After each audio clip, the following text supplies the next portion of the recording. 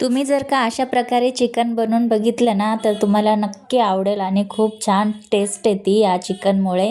तर चला रेसिपीला सुरुवात करूया. हाय हॅलो, कसे आहात सर्व? वैष्णवीज मम्मी होम रेसिपी या आपल्या यूट्यूब चॅनलमध्ये तुमचं पुन्हा एकदा खूप खूप स्वागत आहे. खूप स्पेशल असं आपण चिकन बनवणार आहे आणि हे चिकन खाल्ल्यावर तुमच्या तोंडाला पाणी नक्कीच सुटणार आहे.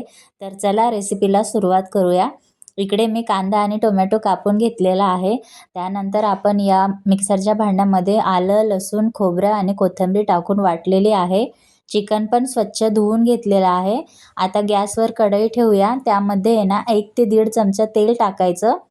तेल टाकून झाल्याच्या नंतर छान गरम होऊन द्यायचं. गरम झाल्याच्या नंतर बारीक चिरलेला कांदा टाकायचा आणि व्यवस्थित परतून घ्यायचं. कांदा एकदम थोडासा ब्राऊन रंग येईपर्यंत छान परतून घ्यायचं. त्यानंतर आपण हे जे वाटण वाटलेलं आहे ते यामध्ये टाकूया आणि व्यवस्थित परतून घेऊया. त्यानंतर टोमॅटो टाकायचं. एक असं साधारण आपण टोमॅटो घेतलेला आहे.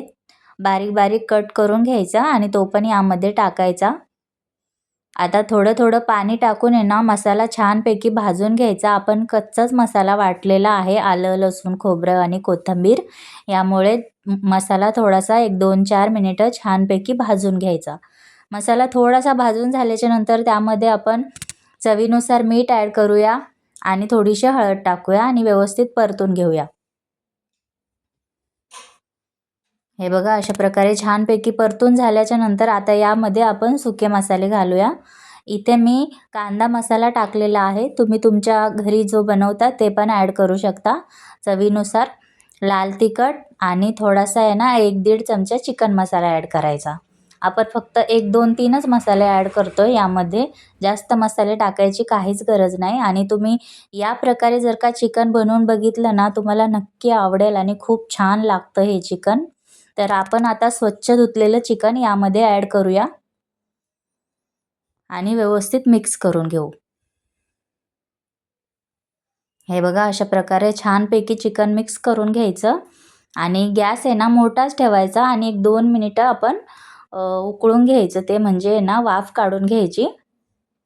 हे बघा 2 मिनिटं झालेले आहेत. आता आपण व्यवस्थित मिक्स करून घेऊया.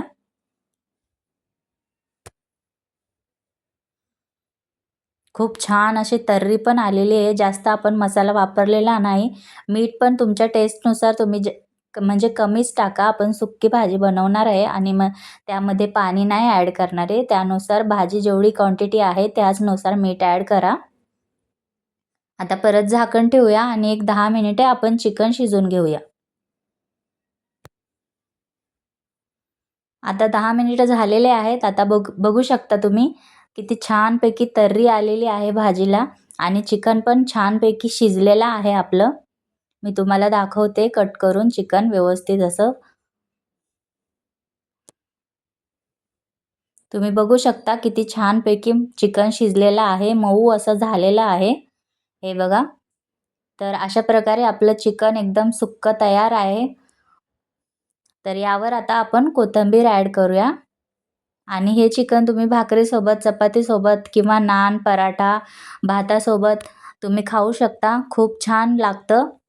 तर रेसिपी कशी वाटली कमेंट करून नक्की सांगा आणि व्हिडिओ आवडला असेल तर व्हिडिओला लाईक करा, शेअर करा आणि सबस्क्राईब करा. भेटू पुन्हा एकदा सोप्या रेसिपीसह. तोपर्यंत सर्वांनी काळजी घ्या. Bye bye.